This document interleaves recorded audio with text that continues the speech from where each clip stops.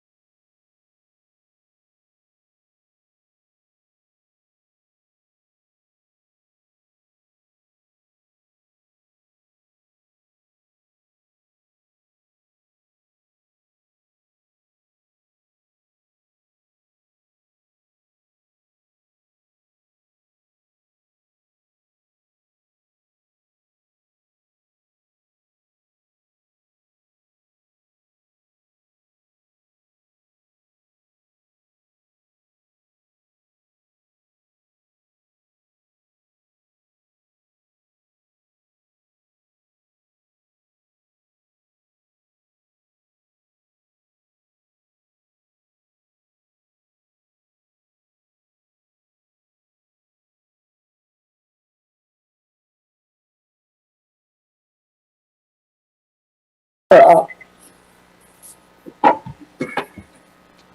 Thank you very much. City Clerk, can we have a roll call of the members? Humby. Here. Gabriel. Here. Harrington. Here. O'Doherty. Here. Schmeckel. Here. Schuster. Here. Somerville. Here. Pierce. Here. Weaver. Here. That's 9 present and 0 absent, Your Honor. Thank you, City Clerk. Go to public comment on non-agenda items. For public comment on any items that aren't coming before the council on the agenda this evening.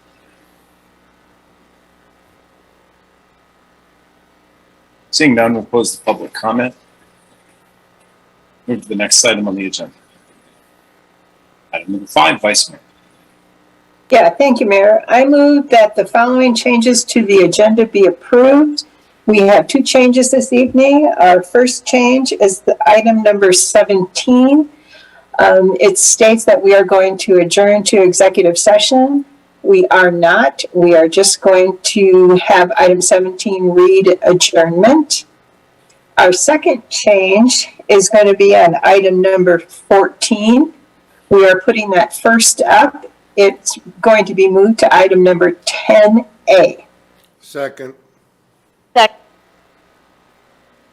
All those, there's been a motion and a second by Councilmember Schuster. All those in favor say aye. Raise your hand. Aye. Motion carries. Vice Mayor.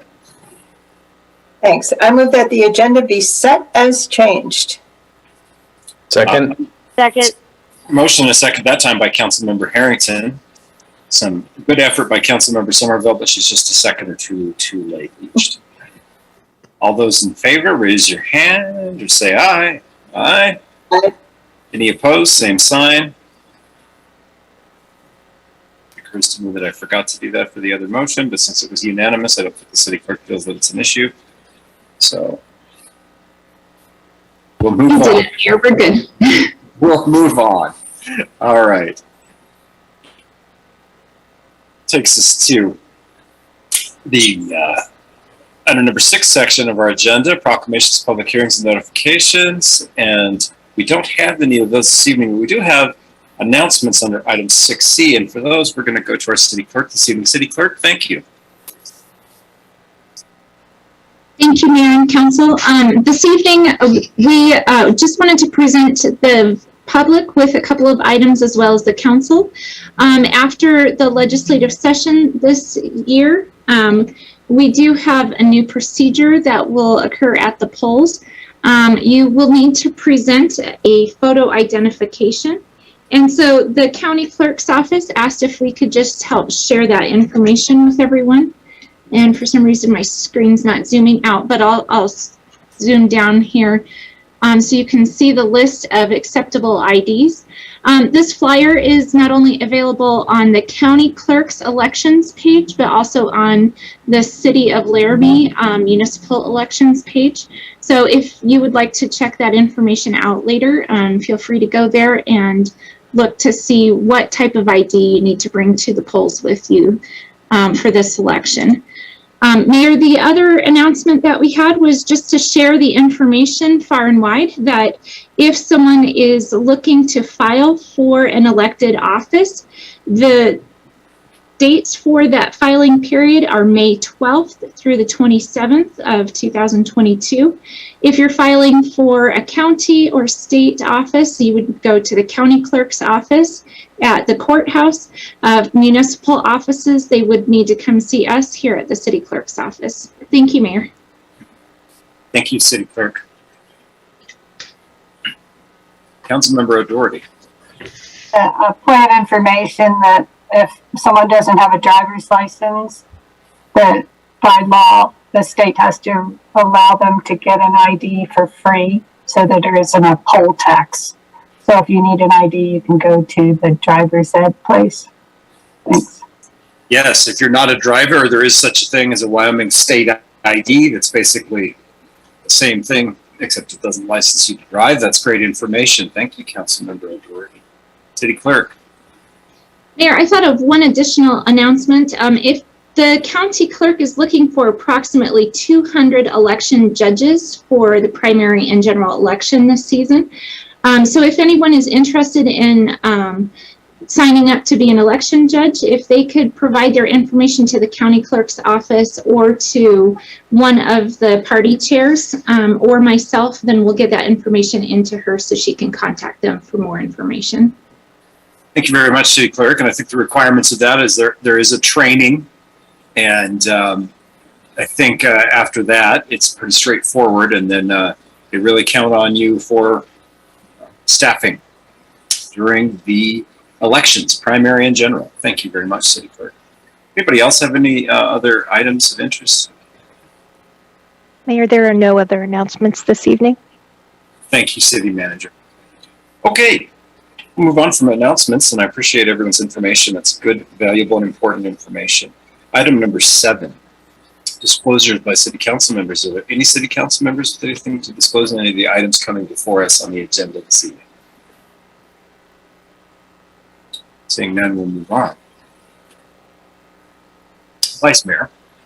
Yeah, thank you, Mayor and Council. I move that the consent agenda be approved and that each specific action on the consent agenda be approved as indicated. Second. Motion and a second by Councilmember Cumby.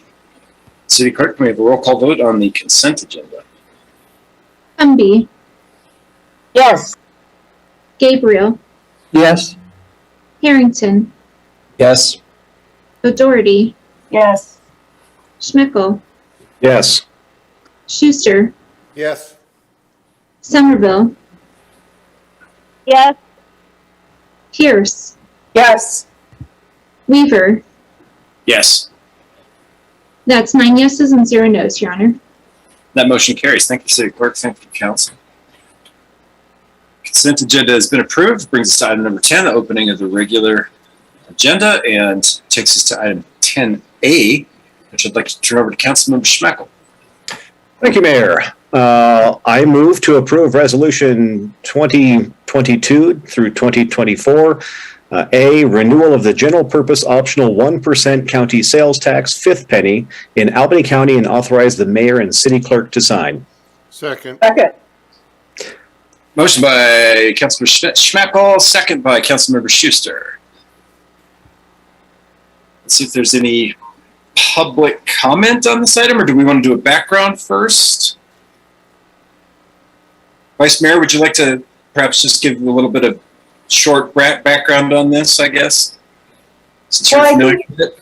I think Councilor Schmeckel has the floor, so maybe we can just move, have him take over. Would that be all right? Yeah, Councilmember Schmeckel, do you want to give a brief background on the motion? Okay. Certainly. In the light of a request from the county, Albany County, and the city of Rock River to hold a joint work session on this topic, I think we're going to be postponing this hopefully here in the very near future. In fact, I might just make a motion to postpone this agenda item until June 7th. Second. Great. That's a motion and a second by the Vice Mayor. Okay, I appreciate the background, Councilmember Schmeckel. The only reason I asked the Vice Mayor to do it is because I think she had been most recently in touch with the city attorney who had requested this. So, let's see if there's any public comment on the item.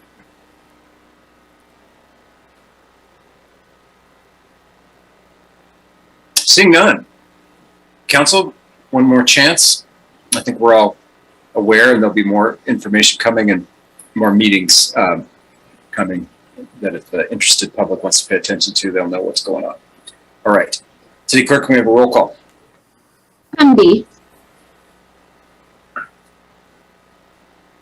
Yes. Gabriel, Yes. Harrington, Yes. O'Doherty, Yes. Schmickel, Yes. Schuster, Yes. Somerville, Yes. Pierce, Yes. Weaver. Yes. That's 9 yeses and 0 nos, Your Honor. That motion carries. Thank you, City Clerk. Thank you, Council.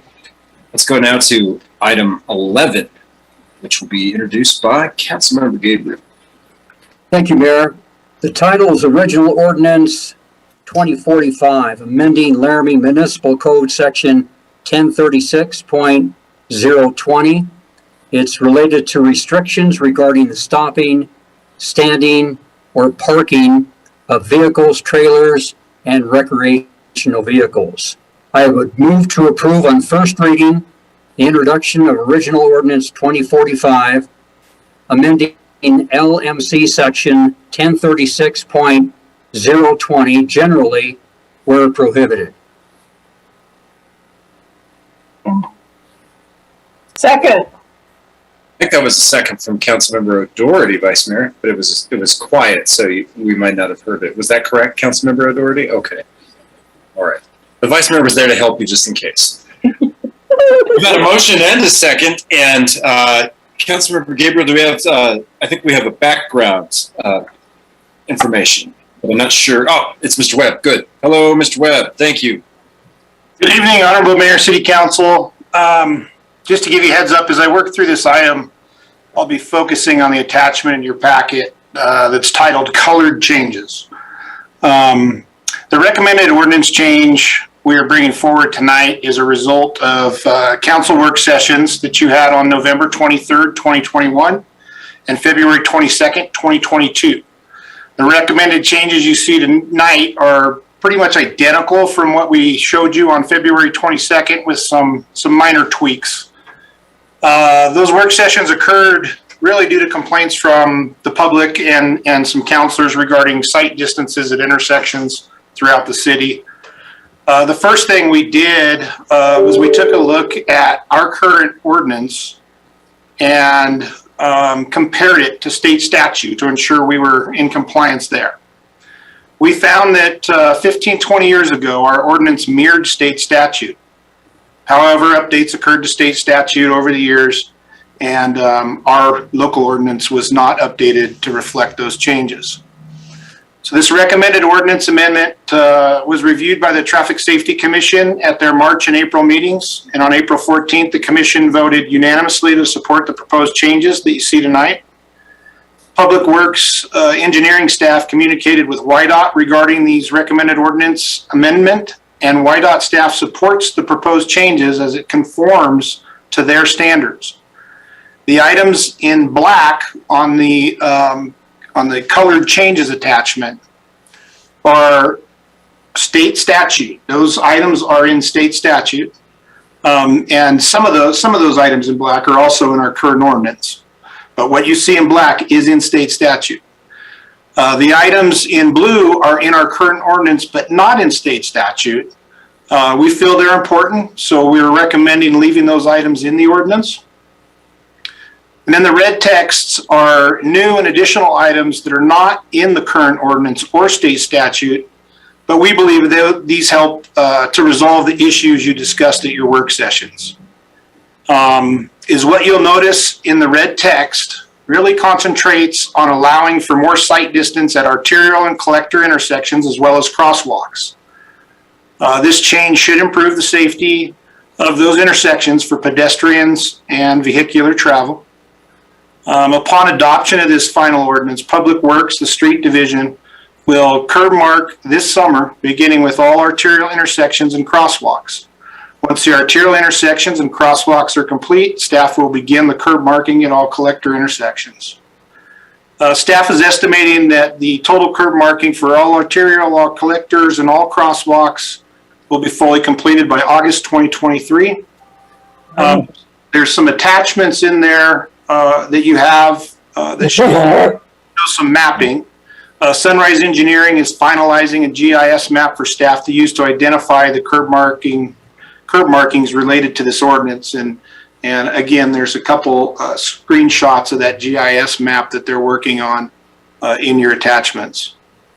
At this point, Mayor, I don't know if you want to go through like the red changes, or you just want questions, or how you want to move forward. It's up to you, and we will oblige. Mr. Webb, let's walk through the red changes, I think, but I'm going to check with Councilmember O'Doherty briefly. right, let's go ahead and walk through the red changes if you could for us, and then we'll do questions afterwards. No problem. Okay, so up at top there, we added in trailer or recreational vehicle. And the reason that's added in is because our current ordinance has separate definitions for a vehicle, for a trailer, and for a recreational vehicle. So we wanted to make sure we covered all three of those, because honestly, we don't care what it is. If it's parked too close to the intersection and it's blocking our sight, we don't want it there. So that's why you see the trailer or the recreational vehicle added in to multiple sections throughout the ordinance. As you go down in letter C, really the black there is what's in state statute.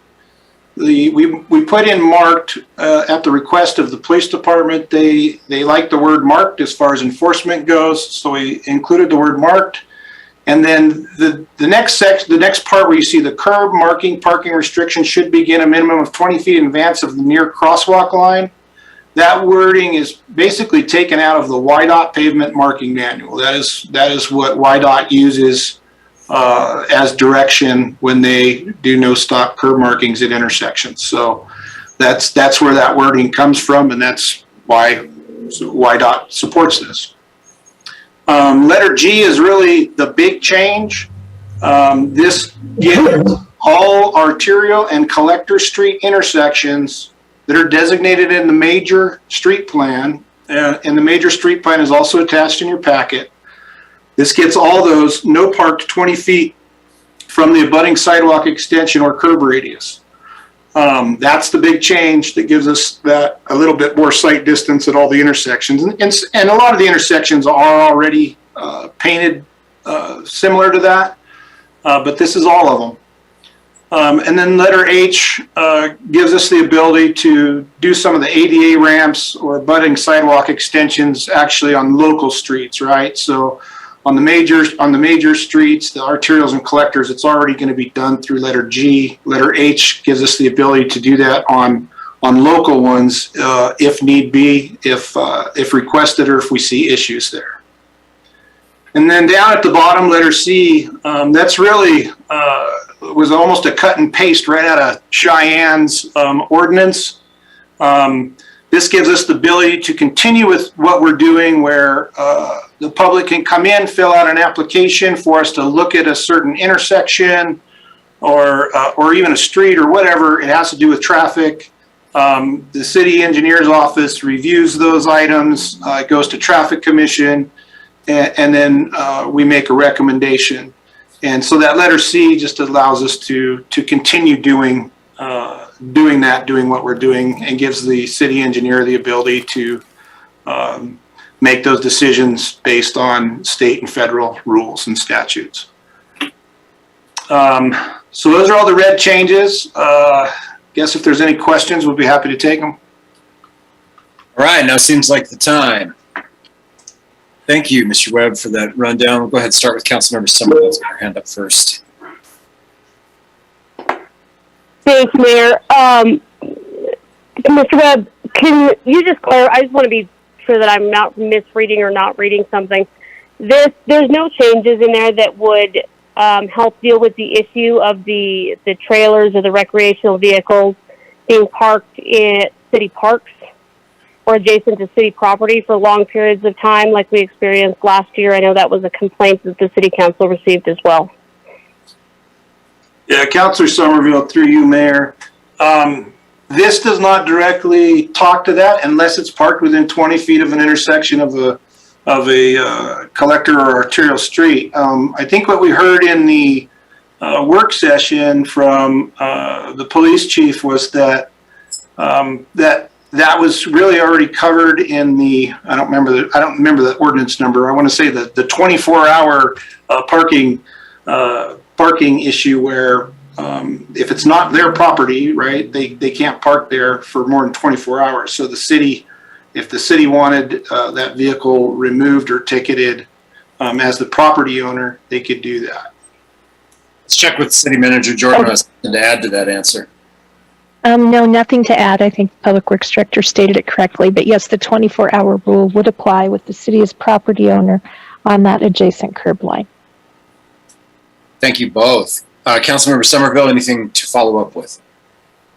No, not specifically for this meeting. I will follow up with the city manager offline. I'm curious because that's not quite the conversation that I remembered from last year. So I'll meet with the city manager. Thanks. All right. Okay, thank you very much. Councilmember Harrington, and then I see the other hands up, and I'll go in order. Councilmember Harrington first. Thanks, Mr. Mayor.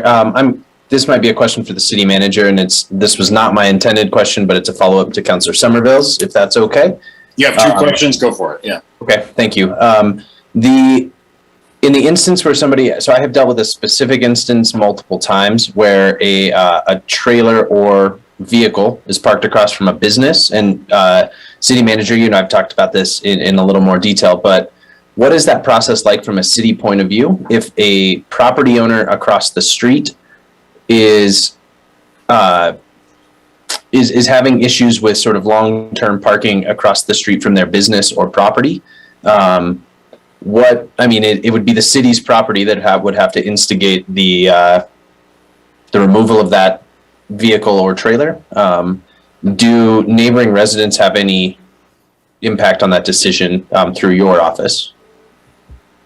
Through you, Mayor. Thank you, Councilor Harrington. So I think your question was, I think, pertaining to a city park upon the property line of which a vehicle or trailer is parked long-term, and that location of the person parking long-term is directly across the street from a private business. Is that correct? Okay. Correct, yes. So in that case, again, because the city is the property owner of the curb line upon which the vehicle is parked for more than 24 hours, the city can initiate as property owner an enforcement action to have that vehicle no longer parked beyond 24 hours on the city's property line. Same would go for the private business across the street, or for any property owner, whether business or residential. If the vehicle's parked on your curb line and you want to have it removed and it's been there more than 24 hours, it's a call to dispatch. So I think you're following up on your question, Councilor Harrington. The question was, what can the business owner across the street do if they don't like something parked along a city property, such as a park, and across the street from them? Same thing, they can certainly reach out to my office and we can initiate some kind of enforcement. And we have done that. There are complicating factors occasionally, and I can tell you with a specific instance of a situation last summer where we had a person living in a trailer along a city park.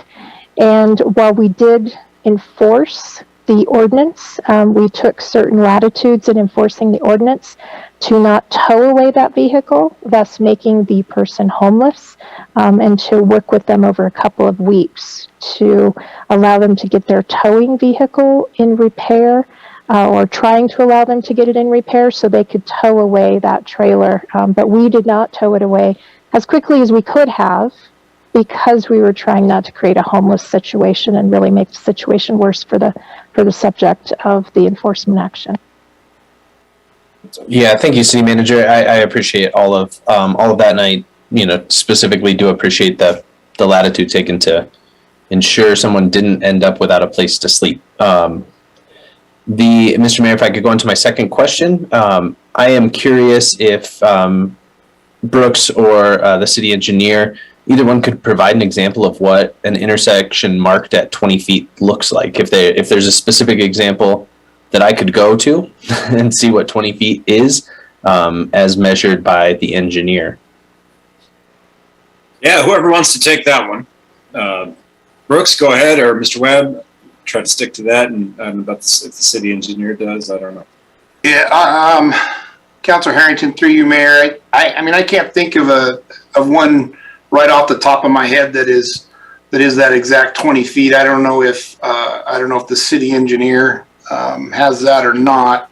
I know there's some out there, but I can't think off the top of my head, like exactly where right now, right? Are there some downtown, Mr. Webb, maybe? What about 14th and Lewis? 14th and Lewis, suggests Councilmember Gabriel. I don't know. Why don't we take a little bit of time to get an answer to that? Maybe the city engineer has something he can reference for us, and we'll come back and answer that question. Is that fair? Mr. Mayor, yeah, an email even would be fine. Just something before the next meeting, so I have a chance to check it out and have sort of like a real world example of that distance would be great. Sorry, I didn't mean to put anybody on the spot. Well, there's the city engineer there. Maybe I'll go to you, Mr. Japp. Go ahead. Yeah, Councilor Harrington, to be mayor. I think I'll have to look at the exact area, but to get an idea, usually our sidewalk stones are 5 feet. So if you want to go measure, look at an intersection and think 4 stones, or really, our curb and gutter is usually about 10 feet where the joints are in them. So maybe just, a couple of those would give you at least an idea of what it is, but we can look for actual intersection to give you an idea. There are several around that already are marked with this 20 feet, so we could look around and find one. Thank you. Thank you. All right. Next up, I've got Councilmember Gabriel. Thanks, Mayor. It's along the same line as Councilor Harrington. I think 14th and Lewis, which I have an experience with, is almost ideal for the amount of yellow painted because there's a crosswalk and you can see. And so that's what I was kind of leaning towards to find out exactly what that length was, because it just seems to me the ideal length where everybody is in a safe mode trying to get onto Lewis Street from 14th. Thank you, Councilmember Gabriel. So if anybody knows that answer, that would be helpful along the way as well. Thanks. Yeah, and that's another one we can wait for the forthcoming information. Maybe we'll bring it up again for public discussion when we have the material at the second reading. Okay. I'm gonna just a general reminder for council members: if you've asked your question, go ahead and drop the hand down unless you're waiting for your second turn, which is totally great. But got to go to the best of my recollection in order with hands. And the next is Councilmember O'Doherty. I'm looking at the Google map of 14th and Lewis, and I'm looking at the scale, and it's 20 feet. So from on 14th, 20 feet.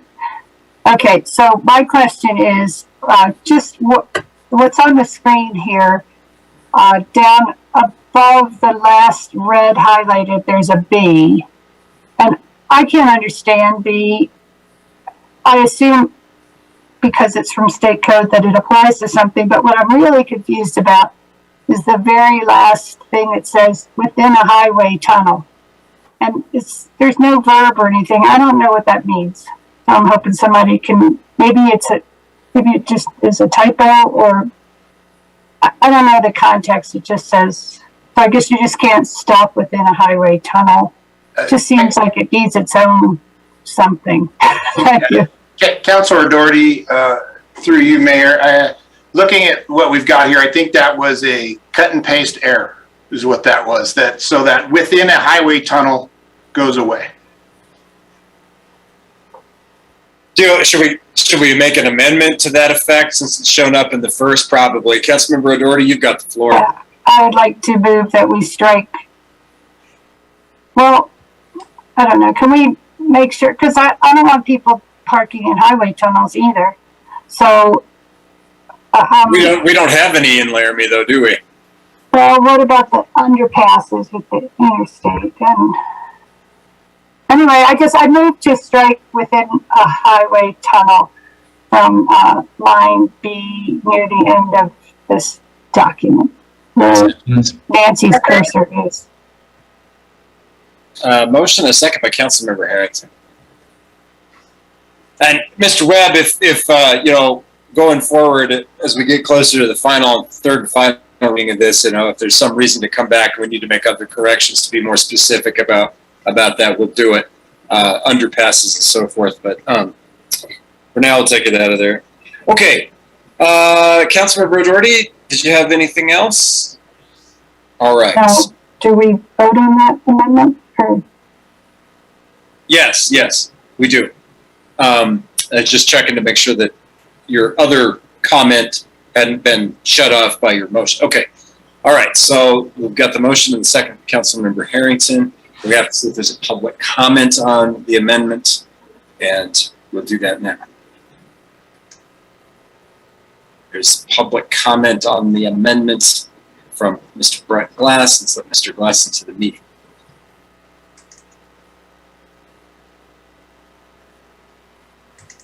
What? Oh, I'm sorry, Mr. Mayor. I was actually going to comment on the main motion, not on the particular amendment. Okay, thank you very much. I don't see any other public comment interest on the amendment.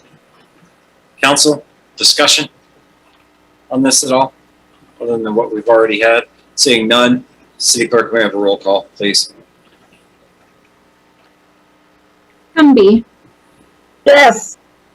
Gabriel, Yes. Harrington, Yes. O'Doherty, Yes. Schmickel, Yes. Schuster, Yes. Somerville, Yes. Pierce, Yes. Weaver. Yes, That's 9 yeses and 0 noes, Your Honor. thank you very much. That motion carries. All right. Other discussion first time around. Councilmember Cumbie, thank you.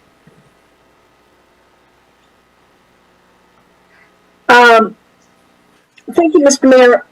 I just want to thank Mr. Webb and Public Works for their work with this. I think it's very important to provide safety within our traffic system.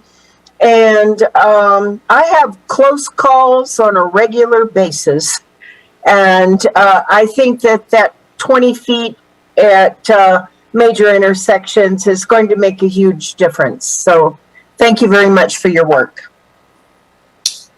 Thank you for that comment, Councilmember Cumbie. Anybody else for their first time? Right. Council members waiting for your second time. I have a little bit of a question, so I'd like to please ask your patience while I ask that question. Mr. Webb, I appreciate the ability and the idea to take a look at ordinances from other places. Sometimes people criticize that, but honestly, I think it's a good idea. And one of the best reasons that I think it's a good idea, in my opinion, is that you can kind of check with how it has played out in other communities. And I just wonder during the staff process with this, and this is for Mr. Webb and anybody else that wants to add to that, for these portions that we took a look at that we're borrowing from Cheyenne. It strikes me that Cheyenne is also a community that's got some parking concerns. They're different than ours, but they do have some. And if in the process of the research for this, we were able to have any conversations with any folks over there about the impact of those ordinances, and if not, that's okay. But if there was, I'd be curious to hear about it. Yeah, Mayor. I don't know that engineering staff may have had direct contact. I did not, but their ordinance on their parking pretty much mirrors state statute and most municipalities around the state. That's what we found when we looked at it.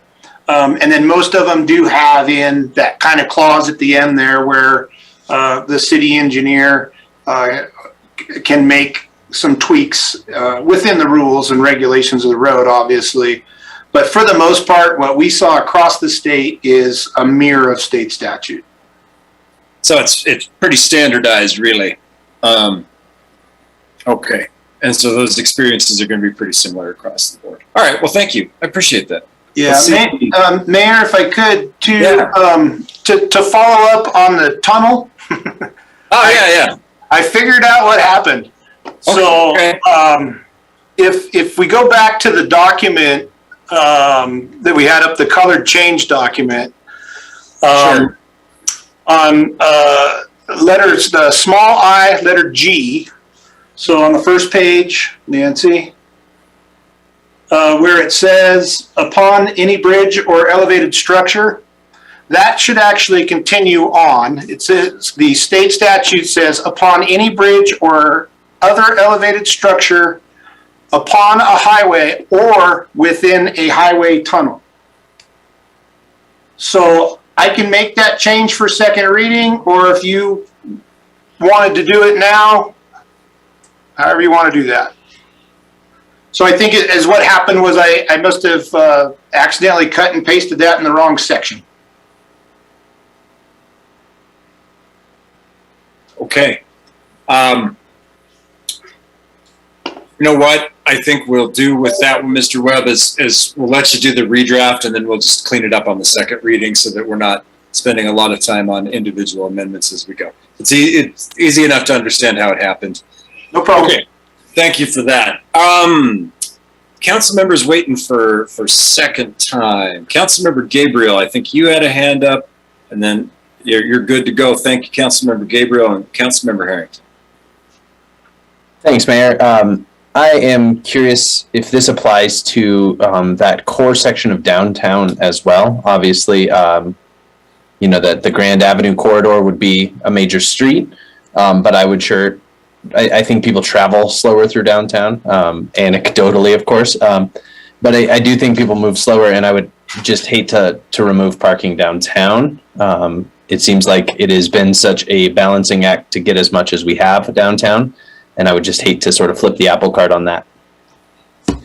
Yeah, Councilor Harrington, through you, Mayor, we actually had staff take a close look at that area down 2nd Street is a collector.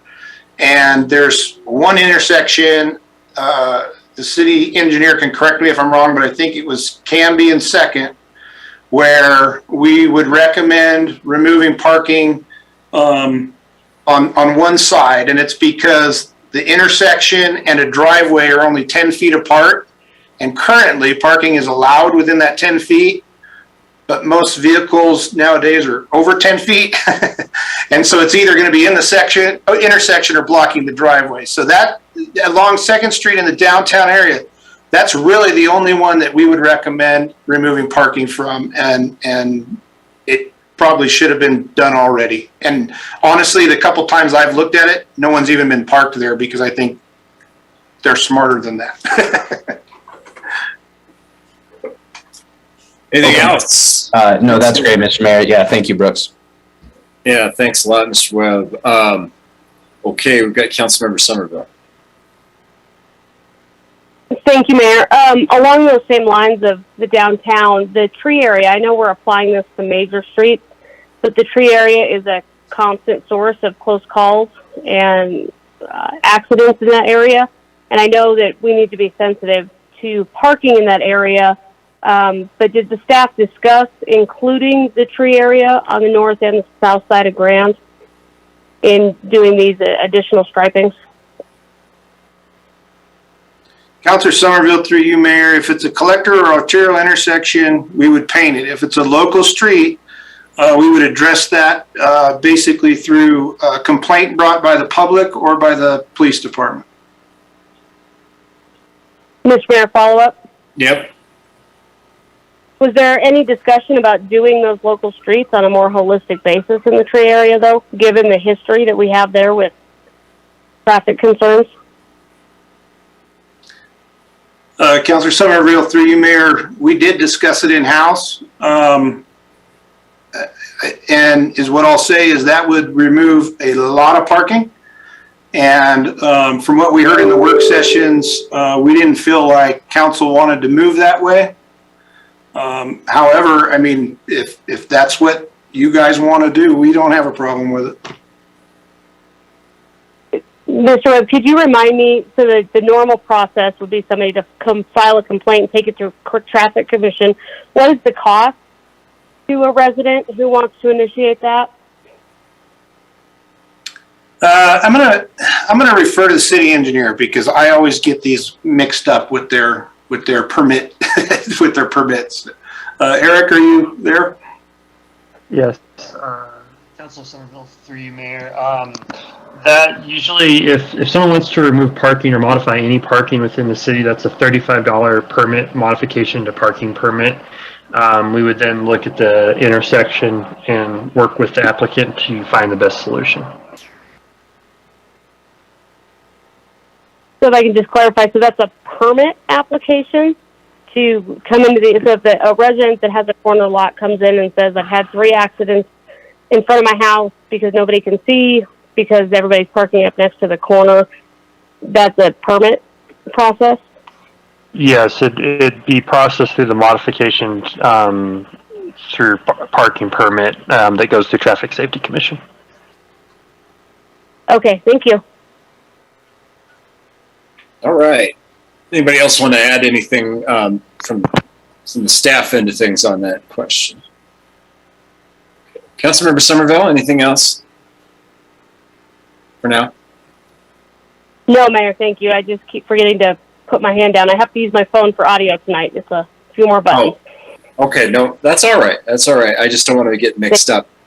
Councilmember O'Doherty, I saw a hesitant hand. Did you have a comment? Yeah, I wanted to say that that's not my understanding of if there's a dangerous intersection. I don't think the question was if somebody has a parking permit, residential parking permit. As I recall, the 12th and Harney intersection, that was a neighbor complaining about it being a dangerous intersection, and this traffic or the engineer took a look. Did that neighbor have to complain? Pay money for that? Yeah, Councilor O'Doherty, through you, Mr. Weaver. Yeah, they filled out a modification to parking and paid the $35 fee. Great, thank you. And Mr. Mayor, I had a comment when you're ready for that. Thank you. I'm ready right now. Go right ahead. My comment is there was a letter in the paper saying that this ordinance was brought forth by staff, and that's not correct. So I just want to clarify that council gets complaints from the public. The way this works, we get complaints or we see things ourselves. We ask staff, we have a work session, and in the work session, the staff says, well, here are some possible solutions, and they get a sense of council, and then they bring it forth as an ordinance. So this wasn't some people sitting in a room trying to force city council to do something. This was brought forth by city council. Thank you. Thank you, Councilmember O'Doherty. Yeah, just a little bit of discussion on this. I think Councilmember Gabriel had requested an investigation of this topic. Councilmember Gabriel, I can't remember how, it was a while ago, and that's okay because it takes time for us to get things under the work session schedules and give people time, but I think it's fair to say that this is a conversation that is not new. It's been going on in Laramie about this concern around intersections and close to the corner parking for quite some time. I don't know, Councilmember Gabriel, I thought I'd see if you had anything you wanted to add a little bit on the background of bringing it up for the council discussion this time around. If you don't, that's okay, but if you do, go ahead. No, I think you've summarized it quite well. I remember the situation where I went to a corner. There was a trailer to my left and I couldn't see around it. And so I called the city manager. Janine said to call dispatch, which I did. They came out and looked at it. They said they couldn't do anything. There wasn't anything on the books to get that trailer removed. And it was very dangerous intersection. And so that's why I thought we should begin this conversation in trying to alleviate. And I thought Councilor Cumbie said it quite well. You know, this is for safety of our community. and something that we really need to take a close look at.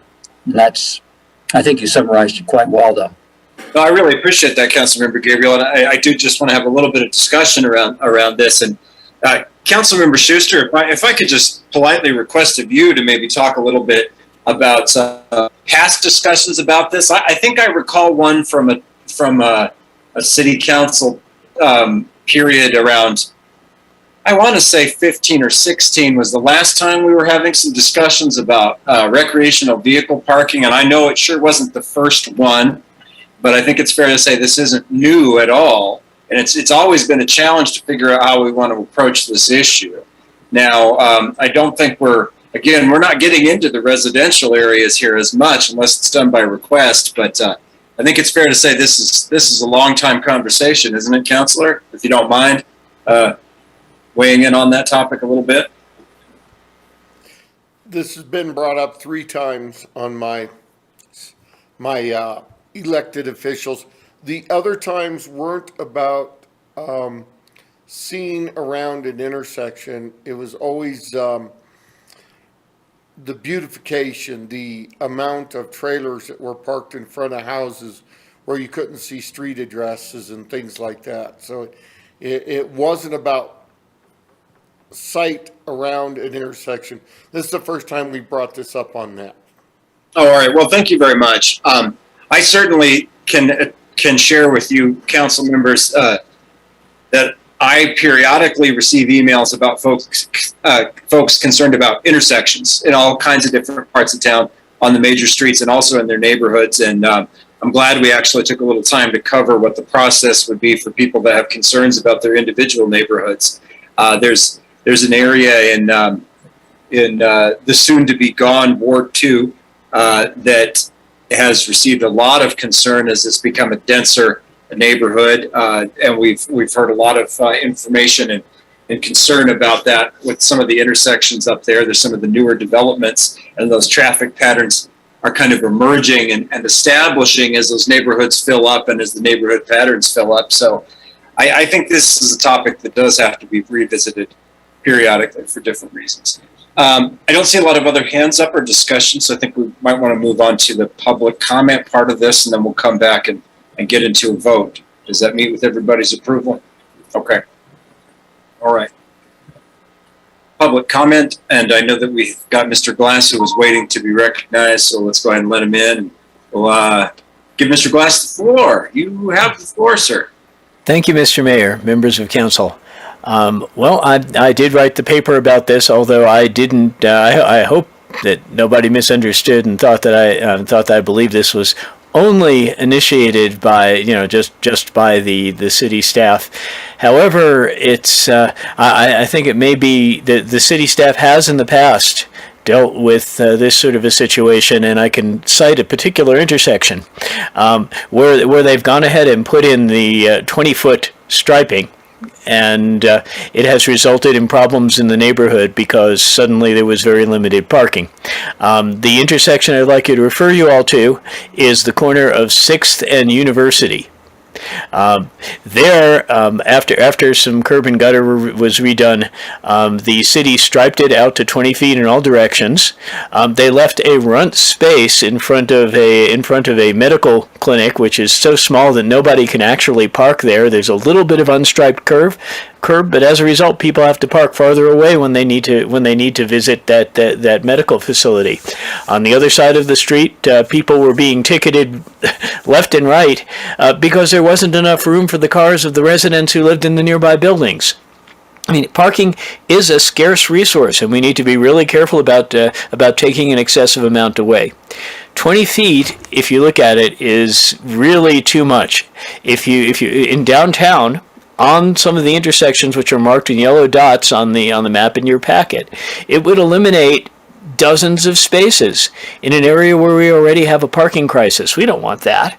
I mean, yes, let's make it safe, but don't extend the striping to the point where nobody could see better anyway because they couldn't see around the buildings. That's very true at a lot of intersections in downtown.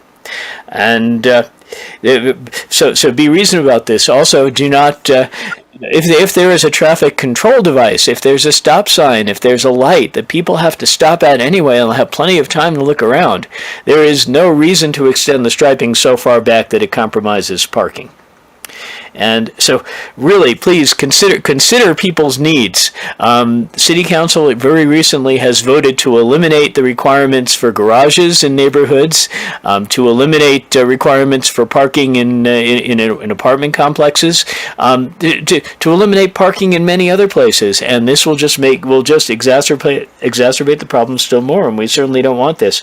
Another thing which I'm a little bit concerned about in this in this ordinance, and there was a hint of this there before, is that it specifically prohibits anyone stopping by the curb for any reason if there's a car parked there. And nowadays, as people are relying more on delivery vehicles, that means a delivery vehicle can't pull up for a second and stop and quickly deliver a package. You may want to consider whether this is a good idea as well. And finally, at the very bottom of the proposed ordinance, there's a section which allows the city staff, without any accountability, without any public input, to go ahead and change things. And there's no recourse for the public. But as was mentioned earlier, if the public wants to make a complaint, suddenly the public has to pay a fee in order to be heard, which may actually, I don't know, that may actually be unconstitutional, because we all have a right of petition from the U.S. Constitution. But in any case, never mind that. It just seems to me that there should be some recourse before something is done unilaterally, which the public might object to, or which might cause some problems. So anyway, those are my thoughts on the ordinance. I hope you'll please take them to heart. And again, I'm not in any way against safety, but please be careful. Don't inconvenience the public, especially in areas like downtown and around the university. Please don't make the parking problems that we have worse by eliminating thousands of spaces, and literally thousands, without due consideration. Thank you. Thank you, Mr. Glasser, for taking time out of your evening to share your views on the ordinance with us. Is there any other public comment? Any other public comment? Seeing none, we'll close the public comment period on this item. We'll go back to council and staff if there's anything else that we'd want to add. Yeah, Councilmember Harrington. Thank you, Mr. Mayor. Just for record's sake, I just wanted to reconfirm that, I'm pretty sure that's not a word, to confirm that this doesn't remove parking in downtown, save for one space that was sort of an exceptional space. I just wanted to comment and make sure that was well known. Thank you, Councilmember Harrington. I think you'll find, if you look it up, reconfirm probably is a word. It's confirm a second time. Yeah. If I'm wrong, I'll give you $5. Anybody that wants to point that out to me. I think reconfirmation is a thing. Okay. I feel better. Yeah, I'm sure I really brightened up your evening with that one. I have a question for Mr. Webb, I guess, a little bit.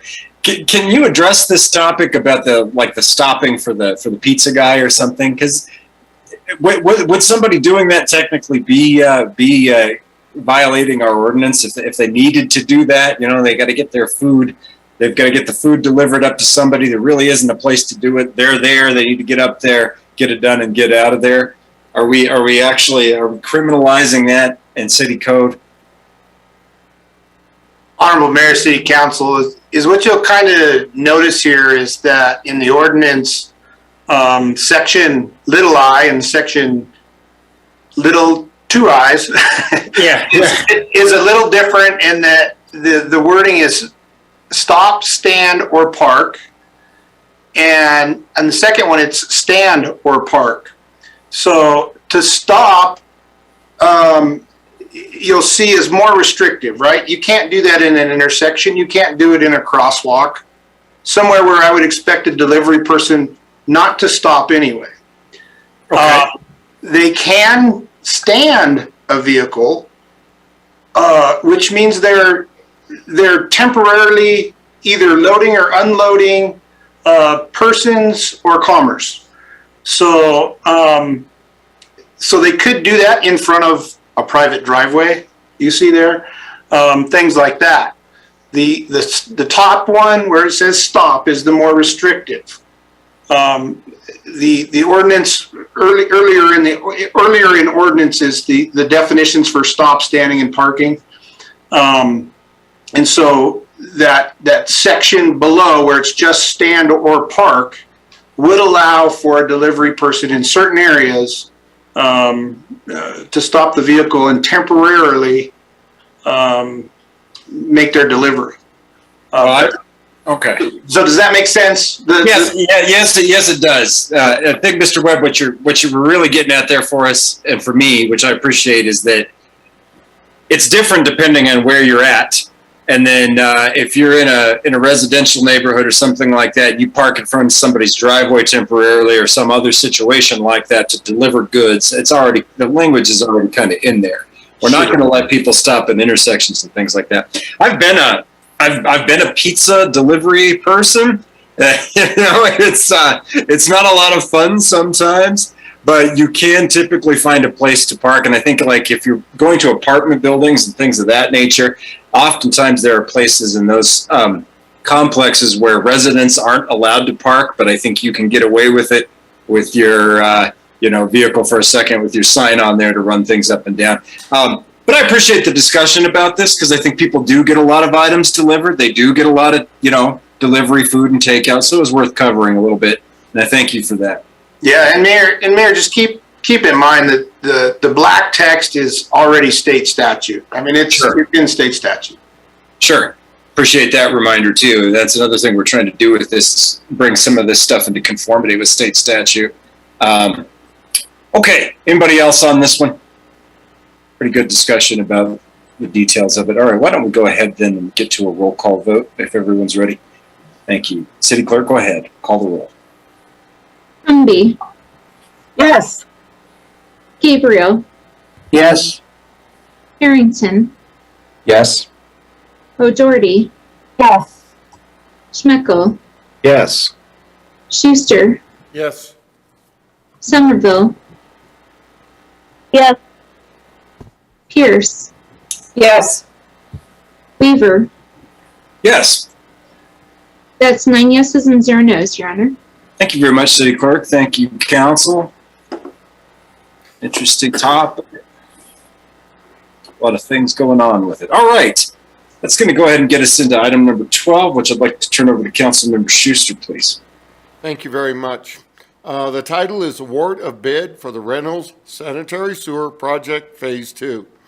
I move to award the bid for the Reynolds Sanitary Sewer Project Phase 2 to Simon Contractors in the amount of $543,826, along with a contingency of $54,300 for a total amount not to exceed $598,126, and authorize the mayor and city clerk to sign.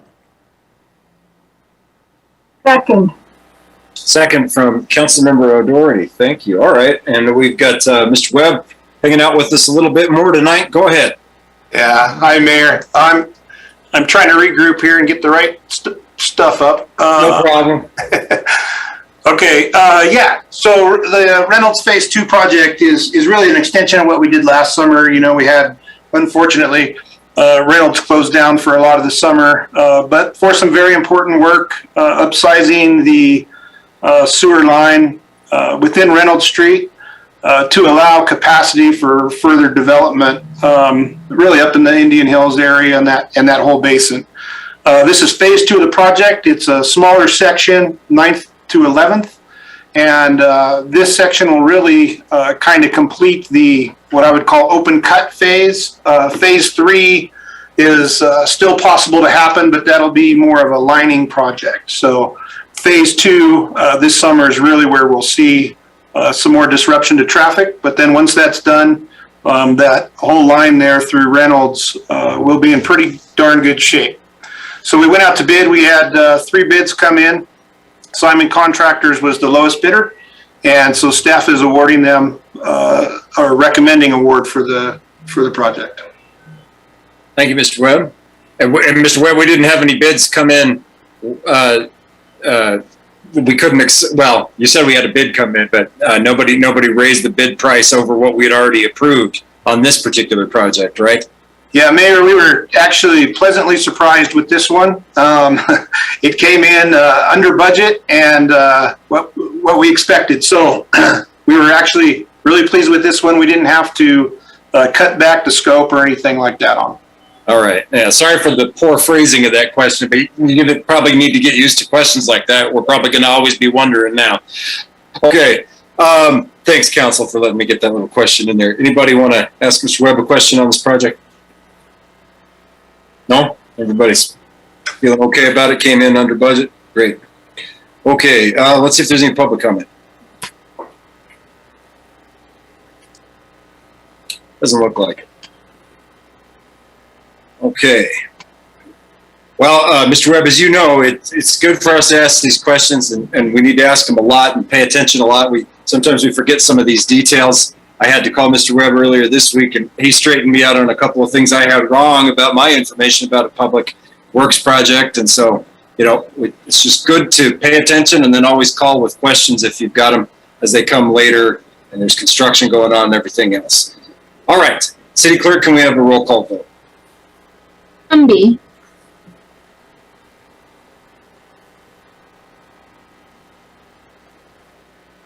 Yes. Gabriel. Yes. Harrington. Yes. O'Doherty. Yes. Schmeckel. Yes. Schuster. Yes. Somerville. Yes. Pierce.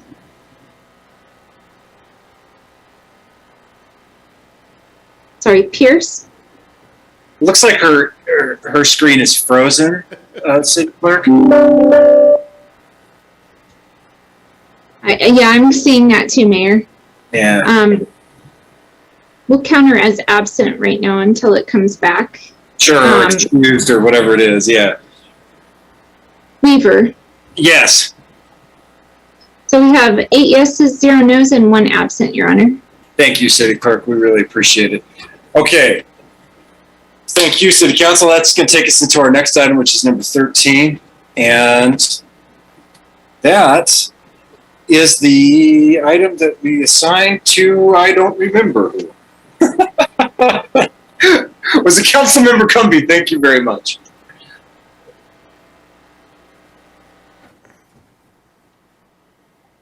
Okay, thank you, Mr. Mayor. I move that council move to appoint Councilor O'Doherty as the official voting delegate and counselor, and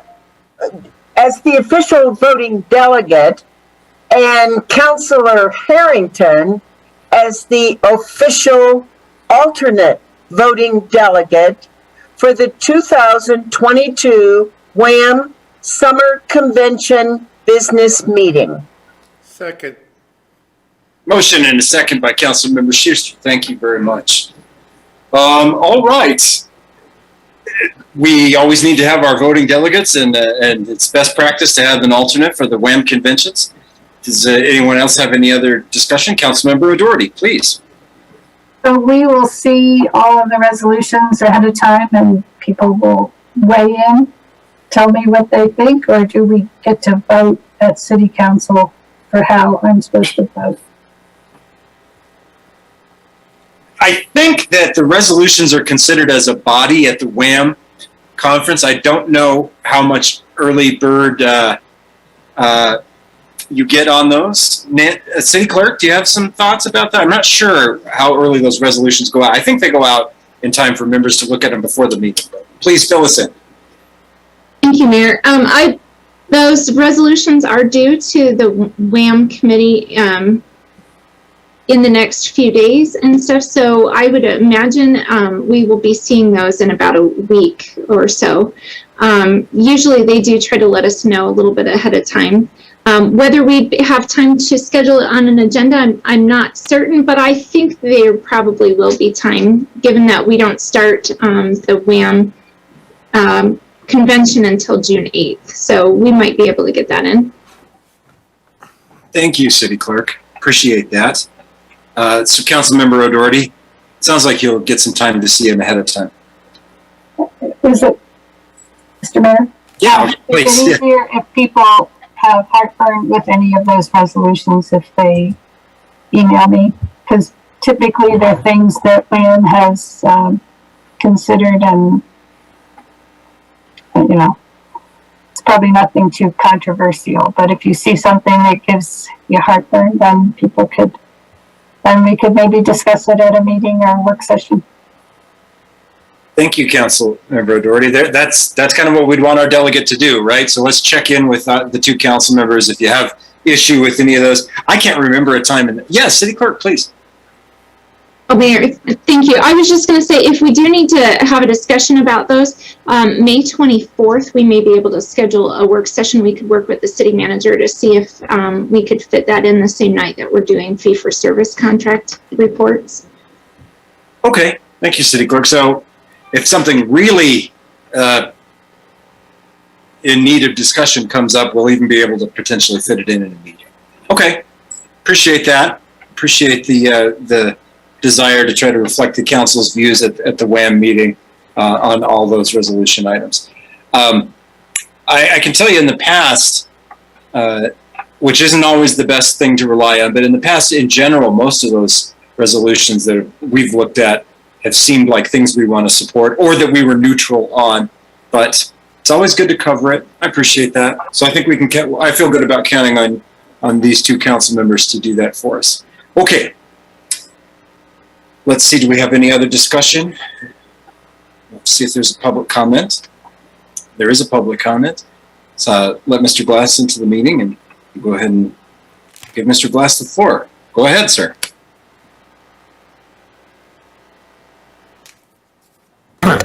Mr. Mayor, I'm not sure how my hand got raised. I tried to lower it. Maybe someone undid that by mistake. But no, I didn't intend to raise my hand to comment on this item. It's not an issue. Thank you. Okay. All right, then. No further discussion. Let's vote on the motion. City Clerk, please. Call the roll. Humby. Yes. Gabriel. Yes. Harrington. Yes. O'Doherty. Yes. Schmeckel. Yes, and the 0313 number in our guest list is Vice Mayor Pierce.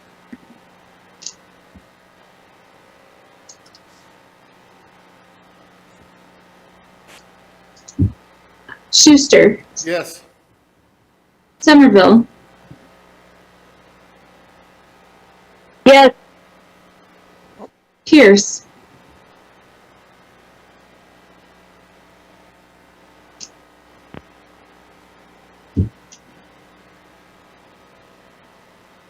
Pierce. Vice Mayor Pierce, we're Yes. voting on, thank you. Weaver. Yeah, I've been able to hear you guys. I just lost my internet connection. I've got yes on that vote and yes on the previous, if it matters. Very good. Thank you, Vice Mayor. And my vote on the last item is yes. Thank you, City Clerk. Welcome, Mayor. That's 9 yeses and 0 nos. Very good. That motion carries, and we appreciate you, council folks, for willing to be our delegates to the WAM convention. All right. Next up, we've got number 15, which is comments, public comments on non-agenda related items, and we'll see if we've got anyone here.